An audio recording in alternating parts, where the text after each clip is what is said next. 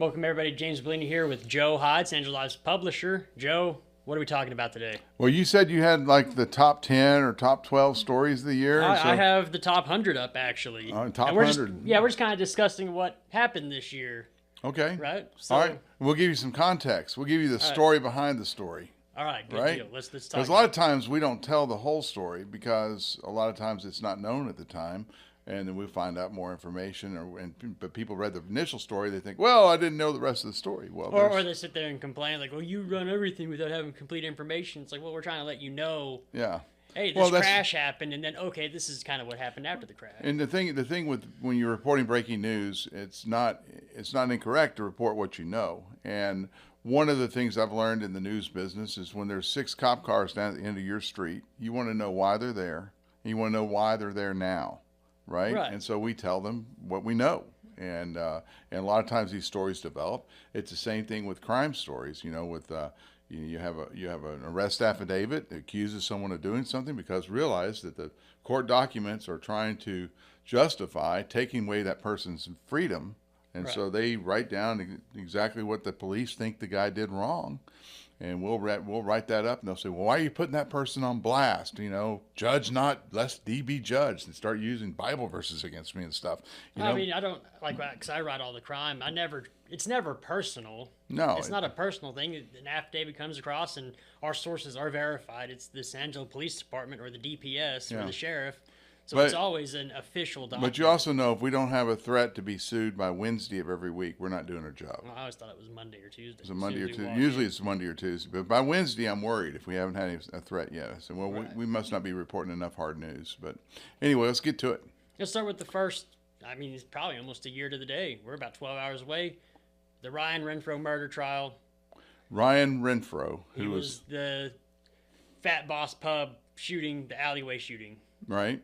So this happened on New Year's, or it was an extension of New Year's Eve, so it happened early New Year's Day. Yeah, I mean, we're coming up on it here. Right, a couple hours. Almost a year exactly. Yeah. So this guy was in a, well, first of all, you know, John Castillo owns the Fat Boss Pub. And so he asked me, why do you call it the Fat Boss murder? And I said, well, it happened in your alleyway. He goes, yeah, but I have an alleyway with Texas Pacifico. So why didn't you call it the Texas Pacifico murder? Well, everybody knows where the Fat Boss is. They don't know where the Texas Pacifico is. A bigger building. It might be the bigger building, but everybody knows where the Fat Boss. Everybody knows what the Fat Boss. But also a lot of the players in the aftermath, the ones that called the cops and things like that, came out of the Fat Boss. Right. You know, his wife was working there. The security guard got interviewed and everything by cops. That whole thing started over a road rage incident. Right, 3 days. I didn't think that was an appropriate response for a road rage incident. You know, every murder in San Angelo, they either involved the pot trade, marijuana, the devil's lettuce trade, okay, or they always involve Facebook Messenger. I mean, they ought to ban Facebook Messenger. If you have tattoos on your face, you should not be able to get on Facebook Messenger, right? They always involve a woman. You know, there's always a woman involved.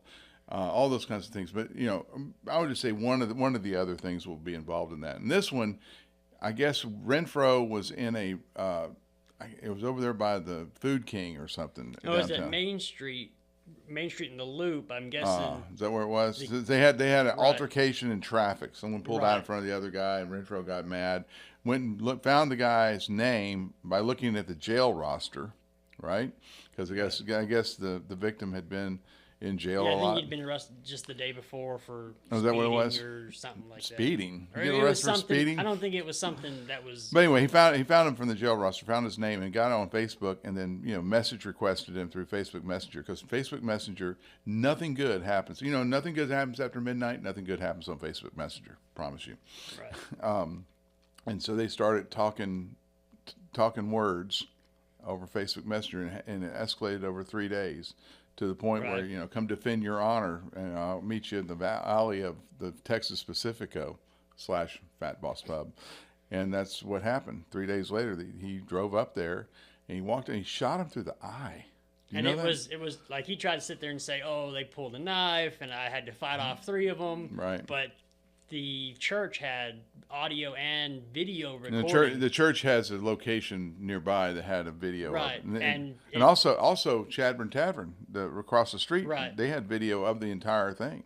And I remember it saying that 2 seconds they heard one car door shut, then 2 seconds later a gunshot, and it happened way too fast to occur the way Renfro said it happened. Right. Well, the trial, I covered part of the trial. It was a very emotional trial for the prosecutors. Right. And I remember talking to Allison Palmer afterwards, and she doesn't like to talk to me because she doesn't like the news media. But anyway, I asked her, I said, thought it was us specifically. But. It is us specifically. Anyone who actually covers more than just the anecdotal, hey, so-and-so was in court today, they get mad at. But anyway, I asked her, what do you thought about, what's your message to the community with this prosecution? Which really, if you think about it, indiscriminate murder is not good for any community. Right. And that was pretty much indiscriminate murder. I mean, I know they were having a beef on Facebook Messenger, but when that kind of stuff happens downtown, it hurts commerce, it hurts business, and also people start not feeling safe. And so if our judicial system doesn't prosecute these things to the, as much as they can, as harshly as they can, then people are going to do it again. Just think it's no big deal. I'll go to life in prison. But he, but it was at the end of the trial, he was found guilty, and they sent him off to prison. And I asked Allison Palmer, I said, so what's your message to the community? And she says, I'll email you. She never did. And she never did. I think she emailed KLST. I saw it on KSAN the next day. Something about, say basically what I told her to say, right. That you can't have these kinds of things happen and keep our community safe. This is important that we convict these murders. Well, they come down hard. I know the Francisco Morales murder trial, which was over pot. Everybody seems to give you grief over your bashing of marijuana. It's y'all bashing marijuana. Well, but that's what everybody says. But every crime involves marijuana. I can back that up. That most of the murders that happen in town are over marijuana. Like the Morales trial, that guy came down from Abilene, met up with Brian Rodriguez. I think that's his name. I just covered the punishment phase of this trial. Actually, not the punishment phase. He pled out in the middle of the trial, this Morales guy. But basically, here's what the deal was. 2 girls were servers or something like that at Reina's Tacos, and they were talking and, sharing stuff about their lives. And this one girl found out that her coworker maybe sold a little pot and had a little cash on her. But she lives in an apartment on the north side of town. It's not like she's living in Bentwood, right. So they all of a sudden think this poor girl's rich. And they busted into her apartment. This Morales guy drove down from Abilene, got the co-worker's baby daddy, and they went in there and they busted in the apartment with guns a-blazing. And you have that kind of stuff happen to she's a 20-something girl. I listened to her testimony. I was like, man, if that was my daughter, I'd be really upset.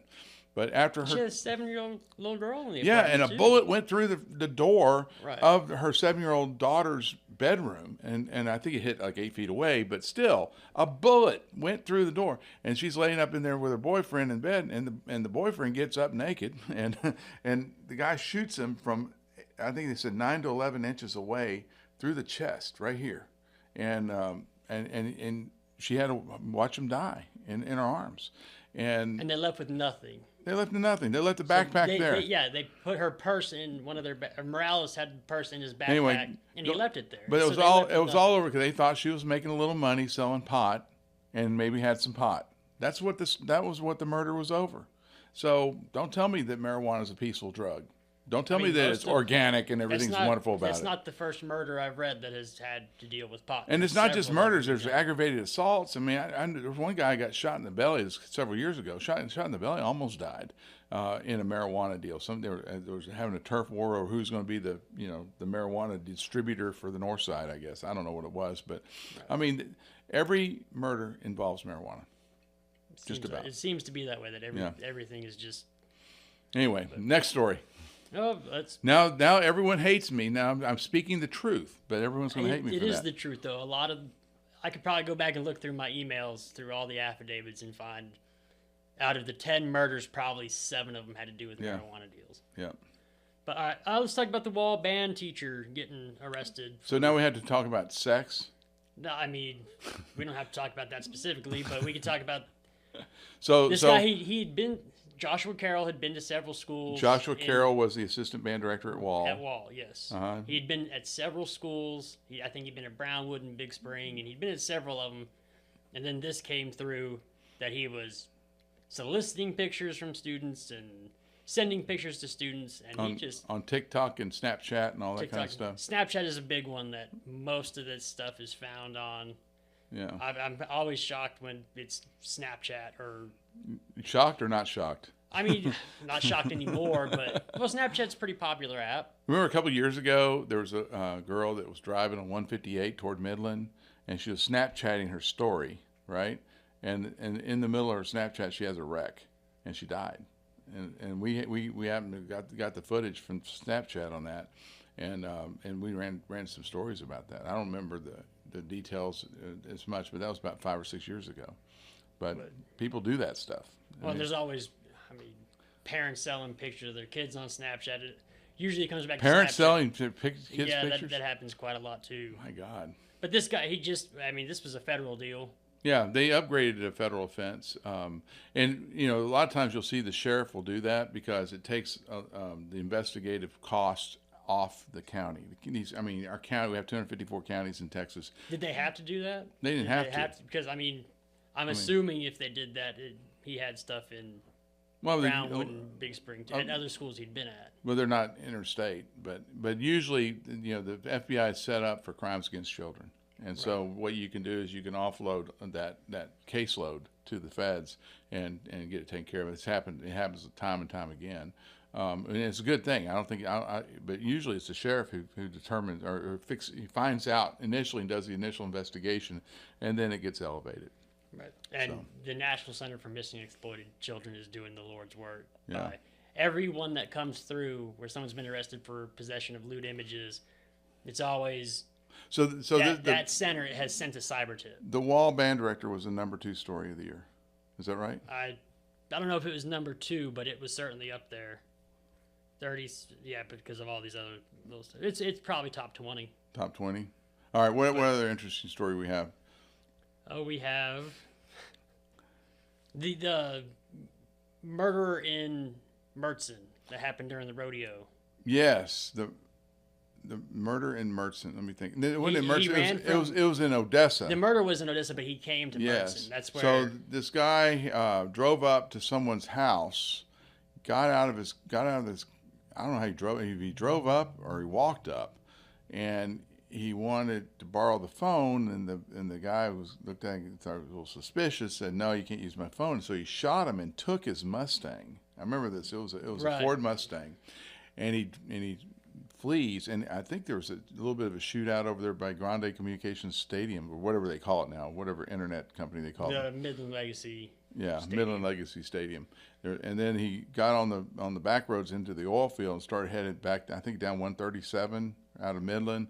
And he cut across on the farm to market road, got into Erie County, and he was being chased by everyone. And he stopped. There were some people working on a fence, and he had a Tahoe. The fence worker had a Tahoe. Remember, he stopped, ran over there at gunpoint, took the Tahoe, and now he's off again. And he ends up. They end up doing like a 2-day manhunt in Erie County. And you remember they had the airplanes, they had the PC-12s, and they had the helicopters. For 2 days they couldn't find this guy. All that technology and all that equipment, and DPS couldn't find him. It was DPS was pretty much leading the search. You get out there in the middle of nowhere, Erie County. Yeah, but the interesting thing about this, and we don't learn as much about modern manhunts as we do old manhunts, but 1895-ish, there was a guy here called Tom Ketchum, and he owned a bar, and he killed someone, and he ran. And there's a ridge line over there, and they call it Ketchum Pass, named after him because he ran into Erie County and hid. He ended up in New Mexico, and his new nickname became Blackjack Ketchum. Okay? And he joined the Hole in the Wall gang, and he started robbing trains, and he robbed a train solo, got shot in the arm with a shotgun. They nursed him back to health, took him back down to New Mexico, tried him for train robbery, and sentenced him to hang. And this county they're in, I don't know if it was Lee County or whatever in New Mexico, they had not executed or hung anyone in a long time, so they had no recency of experience, and so they made the rope too long. So when he dropped from the gallows, through the little trap door, it was too much force, and it ripped his head off. Ooh. So he was decapitated during his hanging. But anyway, the point is, the interesting thing was all that right around that Ketchum Ridge or Ketchum Pass out there in Erie County, where where they were searching for the guy, but he wasn't even there. He was in a house closer to Mertzen. He was in this old farmhouse right off the farm to market road, and apparently made himself at home there. And he ate their food. I probably could have stayed out there for. And all the heat-seeking equipment and stuff can't burn through a roof. I guess they couldn't find. They didn't know he was there, and because of course he crashed out the Tahoe and fled on foot, and they never. Right. And then, but he hung out in that farmhouse for a day or day and a half, and I guess they had a Polaris or ATV, and he was trying to get that thing started, couldn't get it started, so he got on a bicycle, but right before he left, he went into the ladies' bathroom there and put ladies' makeup on with a wig, trying to look like a girl. And so here's this girl riding a bicycle through Mertzen, looked kind of suspicious. And I heard that they took him down with a hail of gunfire inside of Mertzen. That's what I heard too. That he was. You were there, weren't you? No, Banda was there. Banda, did you hear the hail of gunfire? You did not. But I did have someone talking to me, and they said that he was trying to get into this house and. Yes, and some lady was trying to keep him out, and they shot him in the doorway. I don't know. I don't know if any of that's true. We got no information out of anyone. It's I know. So that bugs me. Yeah, and I mean DPS doesn't tell us anything about anything they do. So back in 1893, the Texas Rangers would though. That's why we know so much about Blackjack Ketchum. Right. Anyway. Let's see what else do we have. He's dead now. The guy was killed in the hail gunfire. He's gone. There was no trial. Right. We have the Walmart theft, the $1 million Walmart theft. Oh yeah, that was the recent high school graduates. They were on the football team, weren't they? Two of them had recently graduated, I believe, and then one of them was at ASU, and I think that one of them just pled out and got probation. Lucked out because this is over $1 million. And I heard the only way they found it was because they were doing some type of training at Walmart. I don't know how true this is. This is what I've heard. Uh-huh. But they were doing some type of training at Walmart, and they just happened to click on that store, and they brought up their lottery winnings, and something doesn't look right there because it had been so much higher than the rest of the area. Right. So then they started really looking into it, and that's how they found it. But there was kind of like almost a white-collar crime. They were stealing with some kind of computer. Right. No, they would put in fraudulent winnings, or they would put in too much on an actual winning lottery ticket. And then they'd either put it on a gift card or pocket the cash, and gotcha. They stole over $1 million worth of, from the lottery. Young men.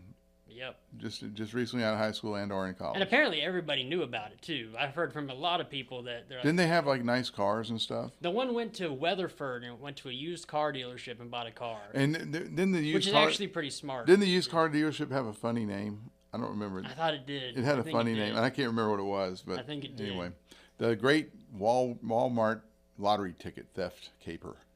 Yeah, no, and I don't know if Munoz has been tried yet or not, but we had the kids who went off into the South Concho. Yeah. That was also about this time last year. Yeah, it was about a year ago, and it was two kids are missing. I guess one of the kids has been missing. The parents have been looking for them. Posted some things on social media looking for them, and then it was a red car. I remember you were there. I know because I remember we got a message about it, and I just thought a car had just then driven off. Mm-hmm. That's what I thought going into it. So when I walked up, I saw the cops. I'm media. I'm here just to get a picture. He goes, "No, you can't." I'm like, why? He's like, this is more in depth than what you think. I'm like, okay. Then I went across the river, and I got them pulling the car up out, and the grandma actually walked up next to me, and she was, asking me questions about what had happened, and for a little bit, and that was kind of heartbreaking when they pulled the car up and saw it was the car. Right. But that's about a year ago too. Yeah.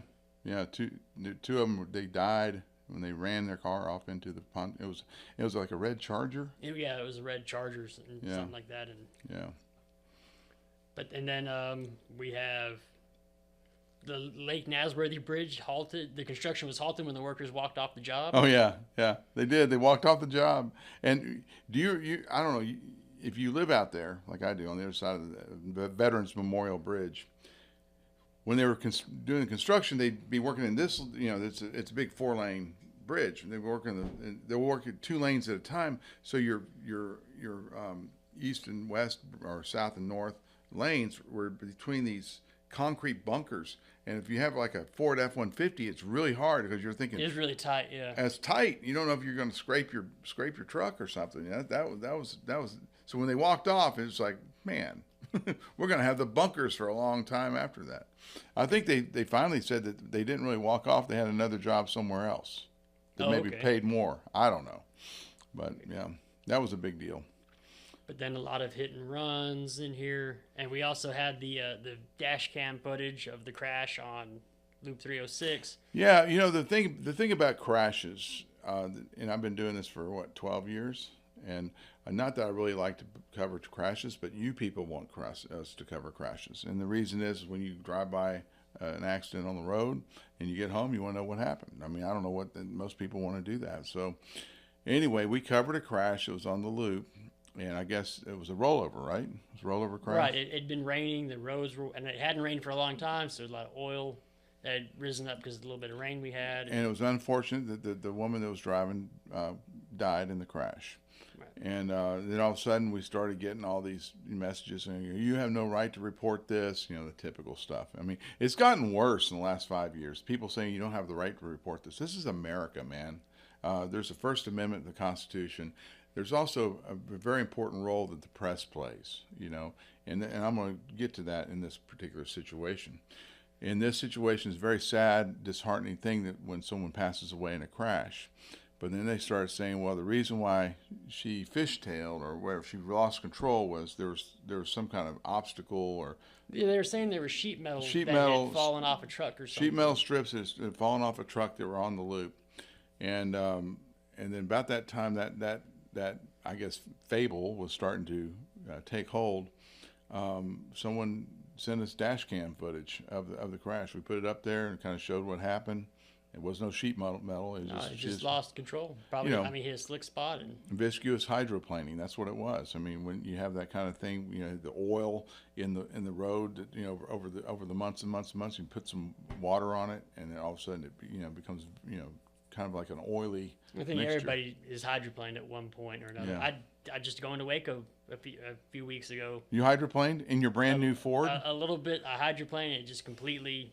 And then after that, you're like, yep, white knuckled. Yep. But no, I mean, it showed there was no sheet metal. It just kind of lost control and hit his sign. And I mean, hydroplane happens to me too. I hydroplaned an airplane one time, ran off the end of the runway because it hydroplaned. And it's scary because you have no control. You're like on a skateboard basically. If you lean left or right, maybe you could do something, but not much, Right. But yeah, hydroplane's a bad thing. But going back to the First Amendment and the purpose of the press is to research or to get the word out about what actually happened, and that's what we did. We got the word out about what actually happened using some verified user or reader information, and we're able to get the right story out. Because a lot of times the police don't have time, right there, and you can have, and the way the internet travels today, you could have like a completely different narrative from what the police report is, with diverging pretty fast. Well, I remember some kids got on top of a building, and the police had to go get them down off the top of the building, and one kid was trying to jump off, and they're trying to hold him back, and I went to that incident, and people were saying, "Oh, you shouldn't have put this up. This is terrible. This is somebody going through something." I'm like, "Yeah, but if we didn't put this up, I'm not the police, but maybe the company where they were at would have maybe tried to say, oh no, it was no big deal. Yeah, cover it up. We just tried to sweep it under the rug." So that probably maybe would have happened. So now people can sit there and ask, like, why is this happening? And I think another important thing is when you cover up something as innocuous as that. I mean, it's not the company's fault that kids are on top of their building, right? They got up there under their own power. When you start covering stuff up like that, what else are you covering up? Exactly. And you get into tax policy. You get into like the school district's about to ask for millions and hundreds of millions of dollars in bond money coming up. When you start covering things up on small innocuous things, what else are you covering up? And that's why it's so important that we tell what actually is happening at these breaking news events. Right. So, what was your favorite story of the year? what was your favorite part of the year? I didn't have I really enjoyed the politics a little bit. I enjoyed the Darby versus Stormy Bradley thing a little bit. I mean, I thought that was a fun race because, I mean, Stormy Bradley didn't have a chance in hell of winning that race, but she got all that money from Abbott through those out-of-state billionaires who spent all that money on text messaging and things like that. And I learned a lot about how in today's modern era, the news media really has very little sway in how you can, in elections and things. I remember working at the Dallas Morning News when Obama was elected, okay, for example. And the Dallas Morning News team got kicked off Obama's plane right before the election. Like in October, in mid-October, they kicked off the plane because the Dallas Morning News wasn't favorable enough to Obama. I think they ended up endorsing John McCain that year. But so they kicked the Dallas Morning News reporter off the Obama campaign trail. But just to think that the Dallas Morning News endorsing someone would sway a voter one way or the other is not the case anymore. It's all about repetition of messaging through various means that don't include necessarily any kind of news media. And the reason why the news media has been decimated by Facebook and Google ad revenue. I mean, most people in this town advertise on Facebook, but they don't advertise with us. They don't support the local news, so they're not going to gain. I mean, you want to complain about the local news, but you're not giving us any resources to report it. I covered someone this year, and when they opened, and they're like, "Oh, that was our best weekend we've ever had." Yeah. And they just recently closed down. They never advertised or. Yeah. So they were doing some stuff on radio, but I'm like, no, you need to get online. Well, you write about a story. You write a story is legitimate when someone opens up and they get good return. Then they go sign on with they'll go boost posts on Facebook, for example, and then nothing happens. I know that because I have another small business. It's really difficult to get any kind of traction using these big tech platforms. But regardless, going back to what I enjoyed the most I felt that Drew Darby should not lose that election, and I thought that he might lose the election, and so I knew that the news media, me reporting stuff, is not necessarily going to change anything because people were getting bombarded on their cell phone with text messages. Drew Darby is a liberal. He does not stand with you. He's against you. That's what they're getting. They're getting bombarded in their mailbox with very expensive direct mail. I mean, they had an unlimited budget. They spent probably $2 million on KLST running an ad saying that Drew Darby was pro-transgender, that kind of stuff. And shame on KLST for allowing that to happen. I mean, that commercial was a lie. Total lie, and all of that's been documented in my reporting over the year and a half. But anyway, I was looking at that and said, well, Drew's not going to have a chance, and what can I do to at least give him a chance? So we staged this debate. We're going to have the District 72 state rep debate, and of course Stormy Bradley quickly decides that she's not going to be a part of it because she couldn't speak unless she was reading from an index card, right? So she certainly wouldn't be able to do a candidate forum or debate or anything. And so it became a conversation with Drew Darby. And I think that and it's on video. We did it up at the library. Remember that? Right. And I just went through all the big issues of the legislature over the past 2 years and let him explain, the backstory and how this works. Things like you hear today, oh, we don't want to have Democrat chairs. Well, it takes 2/3 of the House to pass any type of budget. So if you don't work with Democrats, don't have a Democrat chair here or there, how are you going to pass that budget? Those are the things that he kind of went through that a lot of people don't understand. I mean, I understand from both sides that if I was a hard right Republican, MAGA Republicans, what they say, you're just tired of all the crap. You're not a hard right Republican. I kind of am, but I mean, you're just tired of all the crap getting thrown at you, right? I mean, right now, all of my friends in business have to fill out this beneficiary ownership form for the government, and it's due today. So everyone's like, well, how do I do this? How do I do this? And just to give you an idea, it maybe takes you 3 minutes to fill it out. I mean, we have accounting firms that are contacting businesses saying, for $400, I'll fill out this form that'll take you 5 seconds, you know. And that's all because of government BS, right? So I'm against all the government BS. I'm tired of getting all these regulations thrown at us, but at the same time, I don't want to just throw the baby out with the bathwater. You know, I think we have. I think that we have good representatives who represent their districts in the Texas House, and I think we ought to keep them. And I think Drew Darby's one of those guys. I think Brooks Landgraf down in Odessa is another one. I think we have Stan Lambert up in Abilene is another one that represents his districts. But in the cities, you had this revolt against the House, fueled primarily by Abbott and his money, because he wanted to get school choice, which is another issue that was out there. I'm sitting here rambling, and you're probably not even with me anymore. But the point is, I'm enjoying myself fine. But the point is, doing that interview with Drew Darby was I thought was beneficial to the community. I thought it was beneficial to the election. I thought it went off pretty good. I thought that was fun. Another one I did not particularly enjoy was the police chief race. The police chief race was a debacle for me. And and it's probably I've been covering the police chief stuff since 2007. To give you an idea, I've seen the same story being played over every 4 years, or sometimes not for every 4. You know, Frank Carter was able to not have a challenger back in 2019 or whenever, yeah, 2019 or 2020. But the police chief race was awful. And the issues, I don't think people cared about the issues in that police chief race. They didn't want a news media looking into any issues. I had a lot of stuff lined up that I could have written about. I just said hell with it. Let the town dry. Let it burn.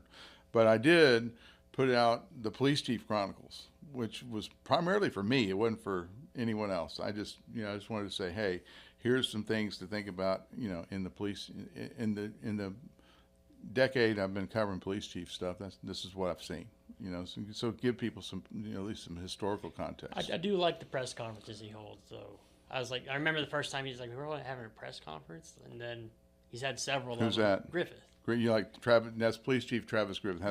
I like the fact that he's holding press conferences and he's addressing some of these things that maybe we wouldn't have gotten answers to in the past. Well, back in the past, you had to work the back doors, and now I'll send something to Griffith that I think he needs to probably address, and he'll send out a press release or call for a press conference, like the gun running thing, where the guns went missing from the training center down there by the airport, and they ended up at the border, in the hands of the cartel. No, they did not. They had no evidence. I think it was just someone taking a gun across. What it was. Someone took a gun. Yeah. But it did belong to the San Angelo Police Department at one time. Right. But he called press conference that day. Yeah. And he addressed it that day. Yeah. And I appreciate that. And now that my brother's a PIO, de facto PIO, I guess. Oh, brother. He doesn't. Brother. He doesn't give me anything. He doesn't give you anything. No inside scoop. No. Well, we need to go call John and say what the heck.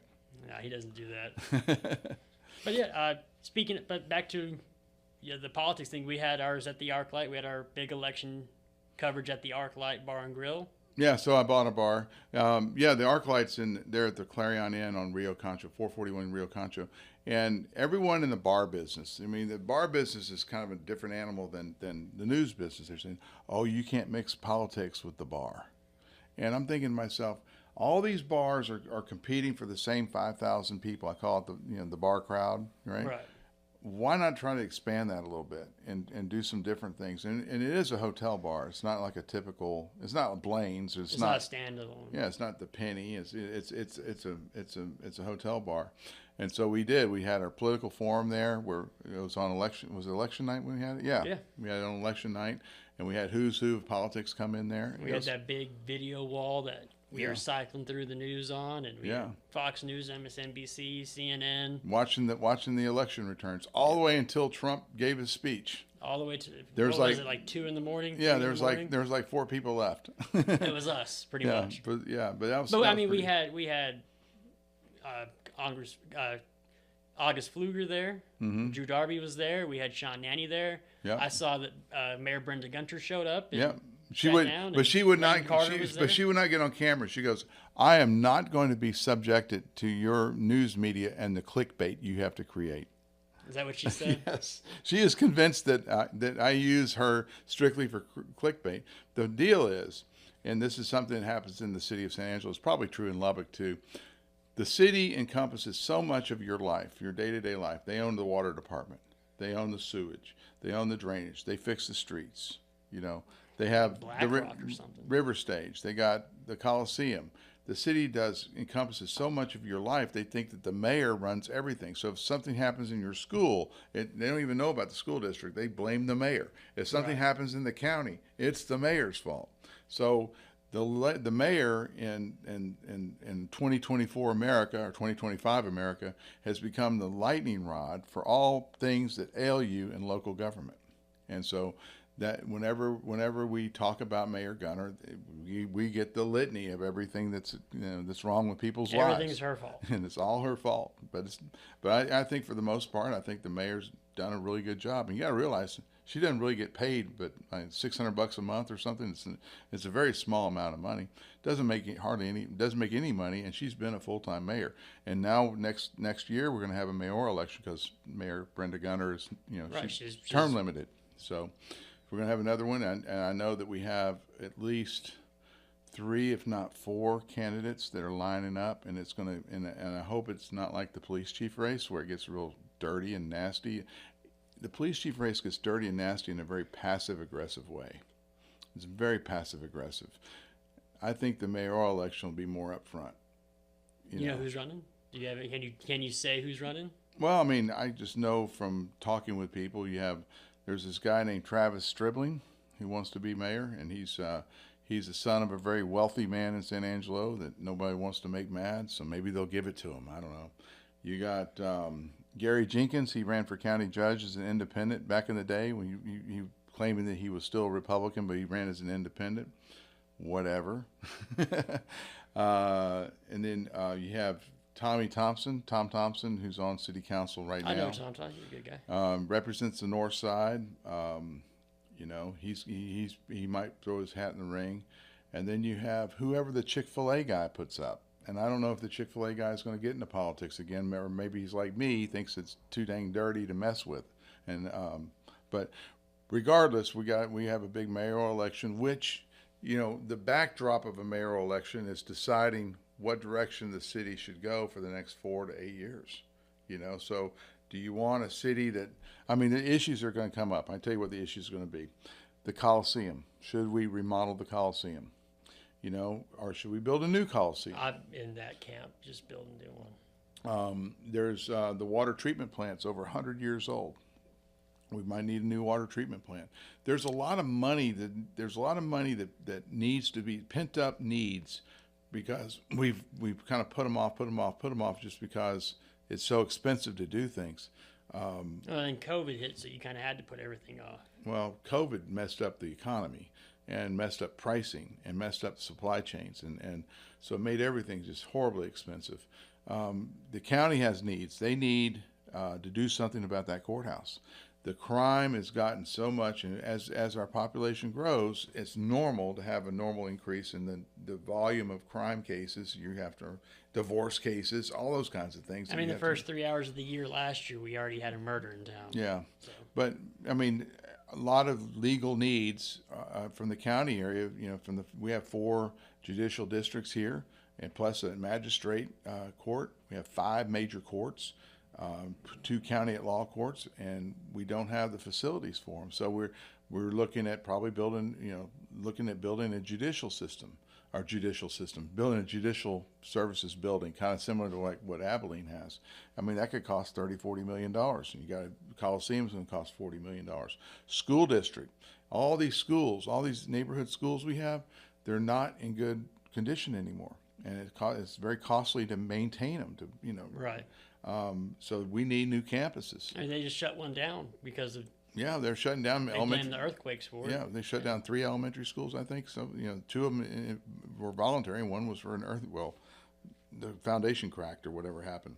So we have infrastructure issues with our school, with San Angelo ISD, and then coupled with that, you have the state legislature that has a system in place where, in order to build a new elementary school, which is probably a $30 million proposition, you can't really do it out of that budget that's for maintenance and operation. You have to go seek a bond and pay for it with a bond, and then raise the tax rate to pay for the bond. That's the system, right? So we're looking at, the school district came and floated the thing last week, $400 million, almost $500 million. Okay, that's a lot of money, and people are gonna have to decide. Do we want to do that? Do we want to invest in that? Do I want to invest in the Coliseum and a new water treatment plant and a new justice center for the county and $400 million for the school district? Or maybe I won't do the $400 million, but let's do the other three. I mean, there's a lot of decisions that voters are going to have to decide, and they're going to have to be able to know what's going on. They got to know that the voters, we need to write about this next year. We need to look at the condition of our schools. So when if the voter wants to turn down that $400 million bond, or however much it ends up being, they know what kind of condition that our elementary schools are in, or that Central High School's in. A new high school is probably $80 million. I mean, this is just crazy. I mean, the new Central, it's not that old, is it? Yes, from the 50s. And the problem with Central is... But didn't they just put some on like 20 years ago? Didn't they just add to it? Or? Well, I was young when it happened. 2008, the last bond. That's okay. when the main building with the copper roof, right? Right. And everyone makes fun of the copper roof, saying that was a waste of money. Actually, that was probably the smartest thing they did, because that roof's going to last forever. It's still there. They're gonna dig this place up like Pompeii, in 5,000 years, and that copper roof will still be there. Right. But anyway, I mean, Central Campus was not built for today's security conscious environment. It's a bunch of separate buildings, and you have students going from building to building to building. It's built kind of like a small junior college campus, and that's it's real hard to secure that. So those are school security issues like that you have to worry about. So there's a lot of things you're going to have to consider for next year, and the politics are going to get really crazy. And then we go elevate this to, at the Texas House, they're going to select a new speaker, like in days. We'll have a new speaker. It's either going to be Dustin Burrows out of Lubbock, or this David Cook out of I think he's out of Mansfield. Cook is kind of like the right-wing MAGA guy, and Burrows is just kind of like I just want to get things done guy, that kind of thing. And so they're going to have a fight, decide who wins. At the same time, Abbott stacked the House with a bunch of people who want to do away with public school system effectively. I know I'm saying that, the left uses that as an argument. They just want to do away with the public school. Well, school vouchers is what he got all these new reps in there. I mean, he took out Travis Clardy, which is probably the most conservative rep ever in Nacogdoches, because he wouldn't support vouchers. I mean, so he has a new crop of people who are going to, just basically just pull the lever for whatever Abbott asked for, because he got him elected with all those text messages, right? And watch Stan Lambert, watch Drew Darby, watch even Landgraf there in Odessa, in Midland, Odessa. Watch and see what they're saying, okay, about the school choice thing. I don't think school choice is a bad thing, but I don't think it's a good thing, and I think the way the Texas legislature is trying to put it across is a very bad thing. And one of the things that they don't understand is, in small towns like San Angelo, is a small city, the school district is what, your fourth or fifth biggest employer? It's a lot of votes. It's a lot of families, and so you start messing with the school district budgets, you're messing with lots of votes.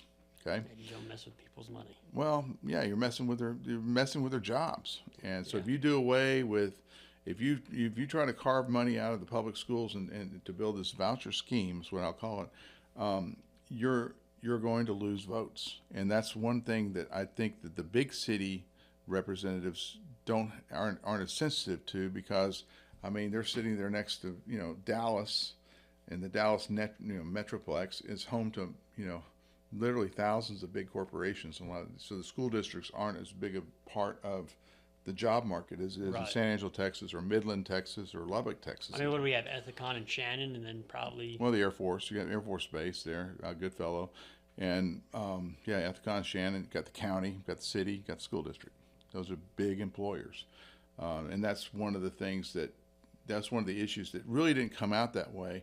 But what Darby and Lambert and Landgraf and Burroughs and all these other people were saying is, we need representatives who are going to vote what their district wants them to do, right? So we're not Louisville, Texas. We're not Denton, Texas. We're not Irving, Texas. We're not Katy, Texas, where you have large, heck, Katy, Texas has ConocoPhillips. I mean, you don't need this. You don't need the votes of the school district. They're not as powerful as they are in these smaller towns, relatively speaking.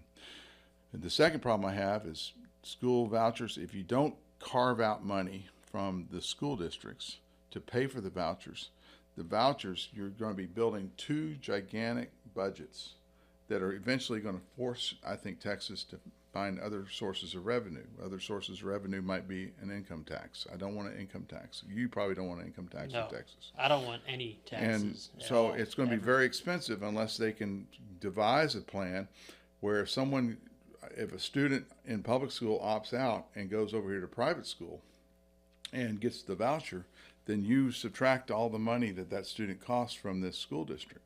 So it becomes more or less a revenue neutral deal. But they can't do that because everyone has school teachers. TRS, all these lobbying groups that connected with the public education system. It's called the Foundation Schools Program, FSP. It's $100 billion a year. That's what the state pays for it. So we're going to spend $100 billion on school, which is always going up, and then you're going to build a $20 billion, $30 billion. How much of a voucher program do you want? How much do you want it to cost? And if you look at Arizona, where they burrowed head first into making a big voucher program, and now they're saying this thing is out of control. It's busting our budget. I said, imagine that. You're giving people, $10,000, $12,000 to send their kid to school, and you're keeping your public schools the same, or you're still increasing your public school budget.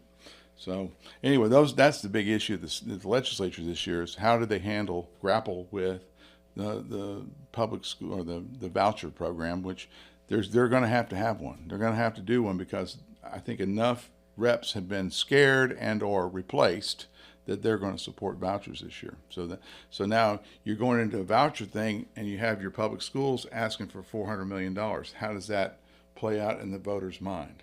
Right. Anyway, I've talked too much, and I hope I haven't bored you. No, it's. But anyway, yeah, my favorite. I guess favorite. Yeah, what's your favorite part of the news? Yeah. I mean, Trammell left last. That's Matt Trammell. Matt Trammell left. Matt Trammell, the guy. Anyone who complains to me about a story, it's usually a Matt Trammell story. I don't know. The last couple of days, you've gotten stuff I've written. Yes. So sorry, everybody, but it's me writing it, not Joe. I don't write hardly anything. Come at me if you're upset. Having the freedom to kind of go where I wanted to during football. Yeah. It's something that other people don't have. So tell me about Cover One. You were kind of like the brains behind it. So you and Chadwick. Well, I was lucky enough to learn from Manny Diaz. Mm-hmm. Very grateful and blessed that I did get to learn from him. Mm-hmm. This is kind of my first year. By the way, Manny Diaz has crossed over to the dark side. He works for evil corporate media now. You know that. I did know that. You said that several times. Evil corporate media. Anyway. But no, just kind of the first year of me running everything from the studio. We did rodeo. We did it different this year. We took everything out to the forward operating base or the RV. Yeah. At the rodeo grounds. Big trailer. Yeah. And I set everything up in there, and it worked. And I don't know why I was so nervous about it. Probably because I'd never done it before. The only thing I have about the rodeos, we were never filming it when the Ferris wheel. We were always so late getting everything together to put the show together. It takes a long time. The Ferris wheel was right there in the background. It was very picturesque at night, and it would be off because we'd have to film it after midnight. It takes a long time to pull those clips and get it all together. Yeah. Which Rachel coming in really saved us. That freed me. Rachel was one of our stringers. One of our stringers to help us, and she said she really had fun doing it. I mean, she loves the rodeo, and I'm grateful for her help. But we did that, and that worked out pretty well. Then we did the July 3rd concert, and that worked out pretty well. The July 3rd concert, which is now the biggest fireworks show probably west of I-35. I mean, you wouldn't believe how much fireworks we can put on that thing. I mean, 22 minutes or 23 minutes? And so I was so excited. We were doing all these fireworks, and I was saying, I'm going to get a drone. So I bought one of these drones. It was a Mavic or something like that, or DJI. No, it wasn't a Mavic. Mavic's a big drone. It's a small little DJI drone. A personal, personal droning device. By yourself if you wanted to. Yes, it was not like an Air Force thing. It was not like what they got over there at the Air Force Base for the border. But they crashed one of those. Remember? Real small. So I'm up there and I'm filming the fireworks going off, and then all of a sudden I looked up there and there's 17 other drones up there. I mean, and I said, which one's mine? You can't fly unless you know where your drone is. Right. And so I hit the homing device. I said, all right, I've got enough footage. I hit the homing device. And nothing's happening. I keep looking at the thing and nothing's. I'm thinking, man, I'm going to run out of batteries or something. And so I said, all right, I got this because I'm a pilot. I can fly this thing back. So I said, I'll fly it over my head. I know that's my drone, and then I'll land it. And so I'm trying to fly it over, and it kept climbing. It kept climbing. It's like, no, stop climbing, because it was on the automatic program, and it was dark. You couldn't see, and the fireworks were going off and everything. But anyway, what ended up happening was the drone crashed into the Concho River, and it was really embarrassing. I will say that saved me a lot of work that night. Why? Because I would have had to cut all that footage together. Oh, it was beautiful footage. It would have been, but I was also like. But luckily, I bought drone insurance, so I got a new drone for this year. All right. Got it completely free. They replaced everything. I actually blamed it on their messed up computer glitch. Don't fly it into the fireworks, maybe. I think it got shot down. I really do. I think it got shot down. I got too close to the fire.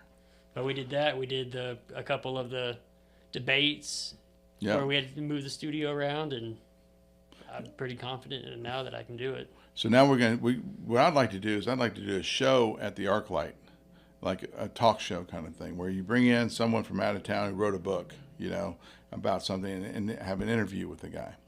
I think that would be kind of cool. That's different. We need to interview that guy who's the Doberman who saved the old man. There you go, from yesterday. The big story from yesterday. It was just a few days ago where we heard about it. Yeah. I mean, we could bring in people and talk about, like our interview segments on the Live Daily News Show. Right.